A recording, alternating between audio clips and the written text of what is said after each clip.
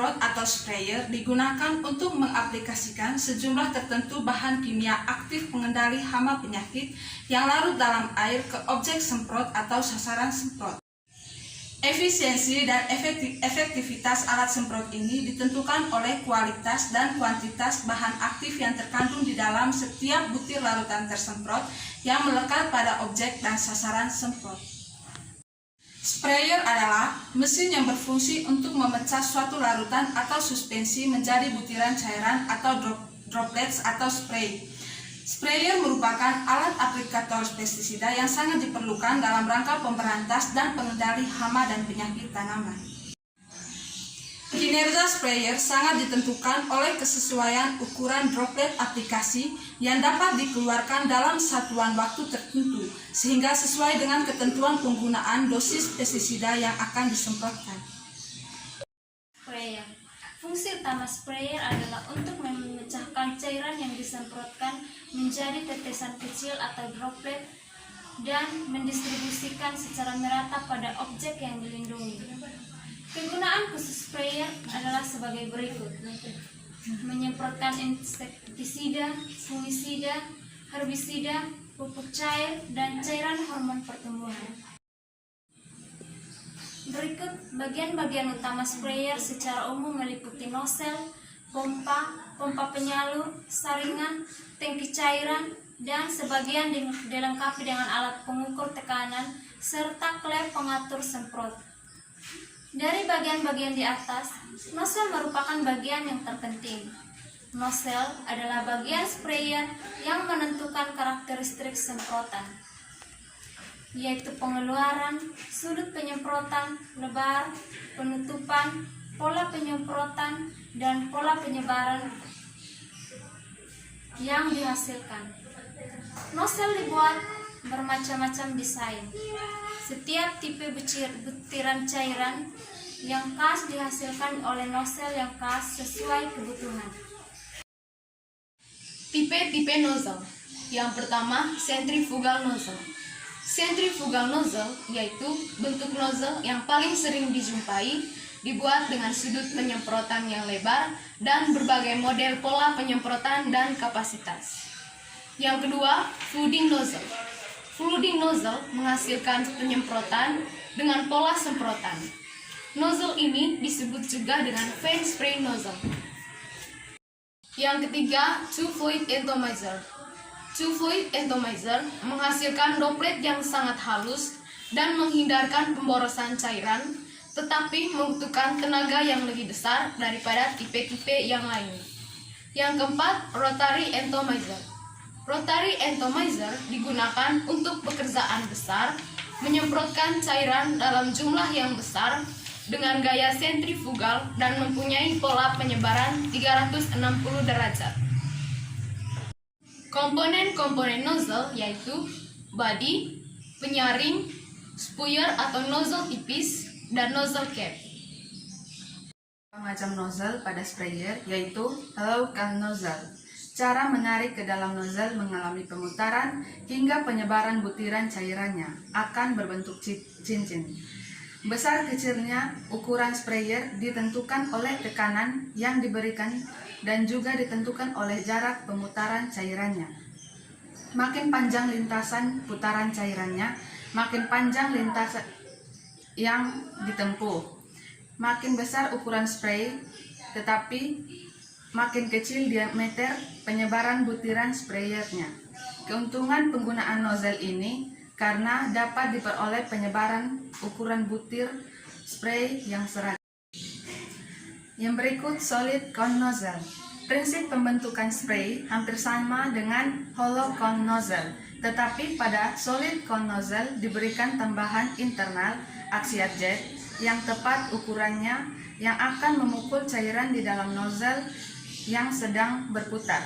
Dengan pemukulan tersebut, cairannya akan menjadi turbulence dan aliran cairannya menjadi hancur, meninggalkan nozzle dalam bentuk butiran spray dengan penyebarannya akan berbentuk lingkaran penuh.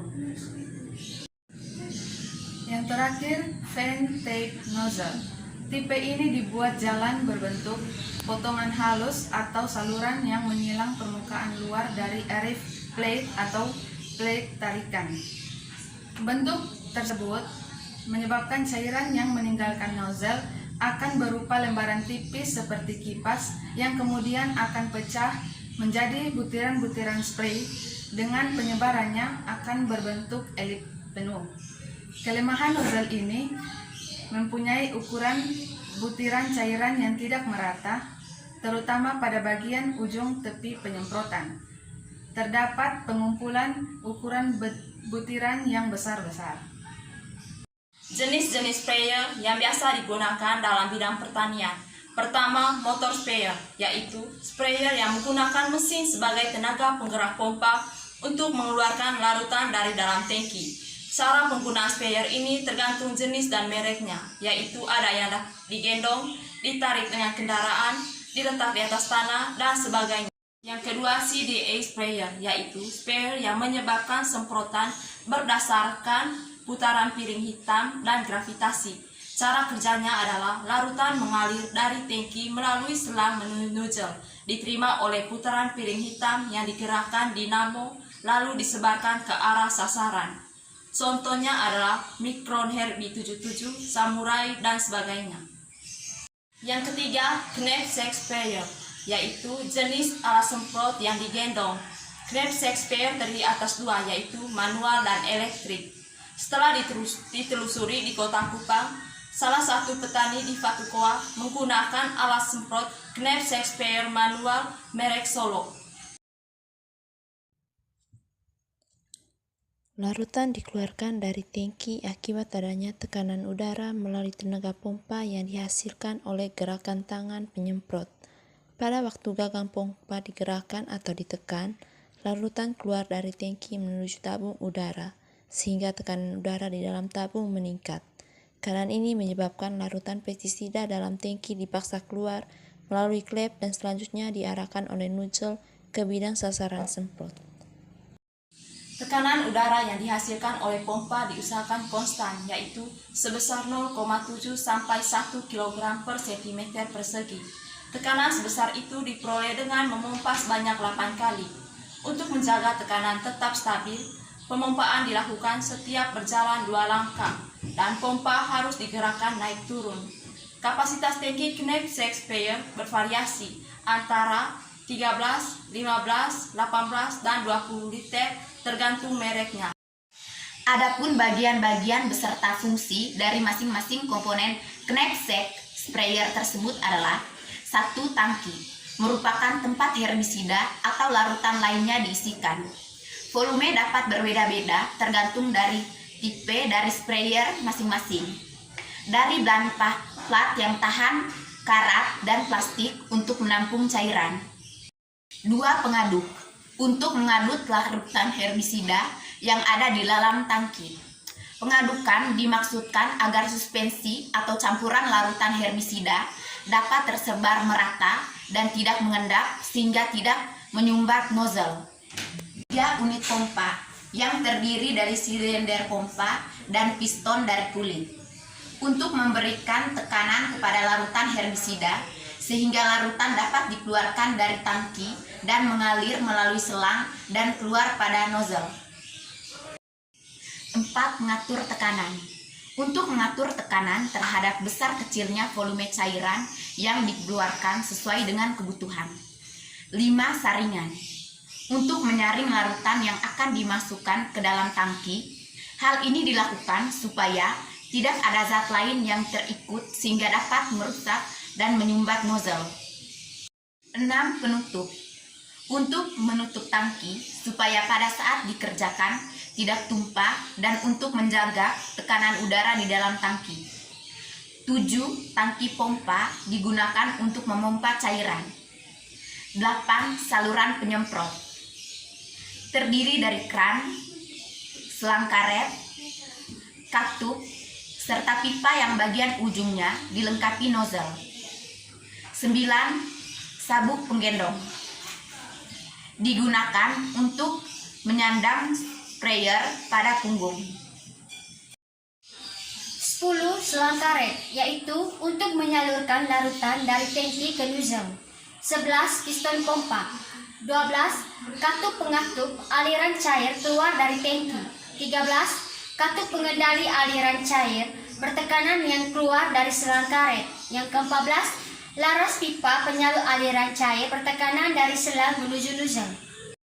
Nozzle berfungsi untuk memecah cairan menjadi partikel halus dan memperhalus larutan yang dikeluarkan pada saat penyemprotan, sehingga dihasilkan daya jangkau yang luas dan merata.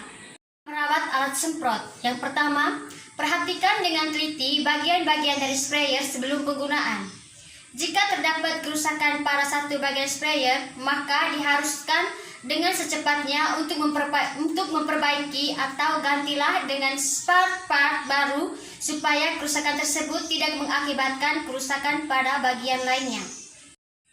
Yang kedua, hal-hal yang harus diperhatikan yaitu kurangnya pelumas yang membuat katup sering macet. Seringnya penggunaan yang membuat sprayer membesar sendiri, sering terjadi aus serta kotor pada kran atau pengatur. Sering terjadi aus pada packing atau segel, waspada akan terjadinya kebocoran. Telitilah pada semua bagian sprayer yang rentan akan terjadinya kerusakan. Bijaklah dalam pemakaian sprayer, yaitu sesuai kegunaan saja. Jangan gunakan sprayer untuk keperluan lain. Seperti tangki sprayer digoyang dengan keras agar pelarut tercampur atau memakai stick sprayer untuk mengaduk. Keempat, sebaiknya kita menyemprot, pakailah air bersih sebagai pelarutnya. Kelima, setelah selesai digunakan, cucilah sprayer beberapa kali. Yang pertama, cuci tangan dengan cara mengocok dengan air bersih. Kemudian buang air tersebut.